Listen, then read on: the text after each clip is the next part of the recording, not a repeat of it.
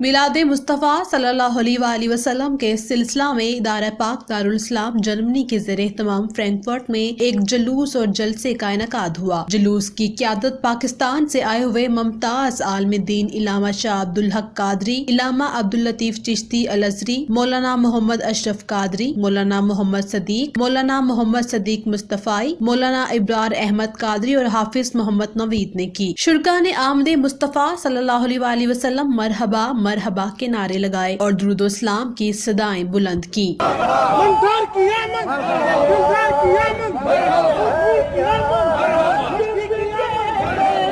سخت سردی کے باوجود کثیر تعداد میں پاکستانی کمیونٹی نے شرکت کی، خصوصاً جرمنی کے دور دراز علاقوں اشافنبرگ، اسٹوٹگارٹ، کوبلنز، ویسٹ بادن، میونخ، فرینکفرٹ، منہائم، بلیرن، کارلسروے سے کثیر تعداد میں لوگوں نے شرکت کی۔ جلوس کے بعد جلسہ عام بھی ہوا جس سے علماء اکرام نے خطاب کیا اور نعت خواں حضرات سید افضال شاہ، سید احسن شاہ اور کراچی سے آئے ہوئے مشہور نعت خواں محمد بلال قادری نے ہدیہ عقیدت پیش کیا۔ رپورٹ عمران اسلم بھٹی، جذبہ نیوز، فرینکفرٹ۔